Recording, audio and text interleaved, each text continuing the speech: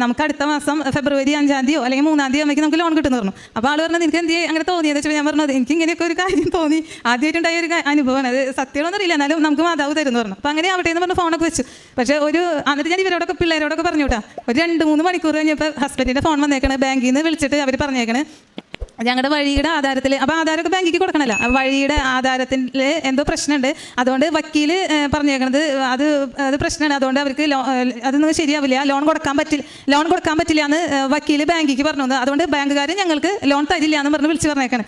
അപ്പം ഞാൻ ദൈവമേ, അപ്പം ഇത് ഇത്തിരി നേരത്തെ എനിക്ക് എന്തിട്ട് തോന്നിയത്. അപ്പം ഞാൻ പറഞ്ഞേ അതൊന്നും വെച്ചാൽ കുഴപ്പമില്ല, നമുക്ക് മാതാവ് തരും എന്ന് പറഞ്ഞ വഴി മൊത്തം തെറിയ പറഞ്ഞേ. അപ്പോൾ എനിക്ക് ആകെ വിഷമമായി, ദൈവം എന്നിട്ട്. അപ്പോൾ ഞാൻ പറഞ്ഞേ അല്ല, എങ്ങനെയെങ്കിലും ലോൺ ശരിയാവും, മാതാവ് ശരിയാക്കി തരും. പിന്നെ ഇനി നമ്മൾ ഈ ആധാരം മേടിച്ചോണ്ട് പുതിയ ബാങ്കിക്ക് കൊടുക്കണാവോ അതോ? അപ്പം അങ്ങനെയാണെങ്കിൽ കൊച്ചങ്ങോട്ട് പോയില്ലേ, ഓഫർ ലെറ്റർ ഇനി എങ്ങനെയാണ് കാണിക്കണേ? അത് മാത്രമല്ല അവന് സ്കൂൾ തുടങ്ങി, പിന്നെ ഇനിയെന്നൊക്കെ അങ്ങനെയൊക്കെ ആലോചിച്ചിരിക്കുകയായിരുന്നു.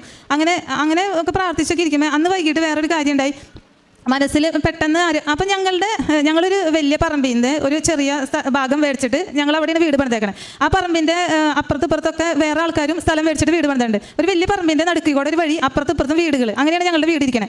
അപ്പം ആ വഴിയുടെ ആധാരത്തിലാണ് പ്രശ്നം എന്നാണ് വക്കീൽ പറഞ്ഞത്. അപ്പോൾ അന്ന് വൈകുന്നേരം പറയും, പെട്ടെന്ന് എൻ്റെ മനസ്സിലിരുന്ന് ആരോ പറയണ പോലെ തോന്നി, ആ വഴിയിൽ വിശ്വാസപ്രമാണം ചൊല്ലിയിട്ട് ഉപ്പിട്ടിട്ട് പ്രാർത്ഥിക്കുക, അങ്ങനെ ആരോ പറയണ പോലെ തോന്നി. അപ്പോൾ ഞാൻ വിശ്വാസപ്രമാണം ചൊല്ലി ഉപ്പെടുത്തിട്ട്, നമ്മുടെ ഉടമ്പടി ഉപ്പെടുത്തിട്ട് ആരും ചവിട്ടാത്ത ഭാഗത്ത് അരിഭാഗത്ത് അതിട്ടിട്ട് പ്രാർത്ഥിച്ചു.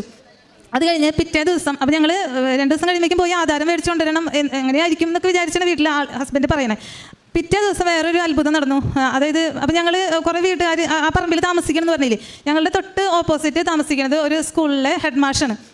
അപ്പം മാഷ് ഹൗസിംഗ് ലോൺ എടുത്തിട്ടുണ്ട്. മാഷ് ലോൺ എടുത്തേക്കണത് ഞങ്ങൾ അപേക്ഷിച്ചാണ് ഈ ബാങ്കിൻ്റെ വേറൊരു ബ്രാഞ്ചിൽ നിന്ന് തന്നെയാണ്. അപ്പം മാഷിനുള്ള വഴിയുടെ ആധാരവും ആ പറമ്പിലുള്ള എല്ലാ ആളുകളുടെയും വഴിയുടെ ആധാരം ഒന്ന് തന്നെയാണ്. അവരൊക്കെ ലോൺ എടുത്തിട്ടുണ്ട്, അവർക്ക് ഈ ആധാരം കാണിച്ചിട്ട് ലോൺ എടുത്താണ്. അവർക്കൊന്നും ഒരു പ്രശ്നമില്ല, ഞങ്ങൾക്ക് മാത്രമേ ഇങ്ങനെ പറഞ്ഞിട്ടുള്ളൂ.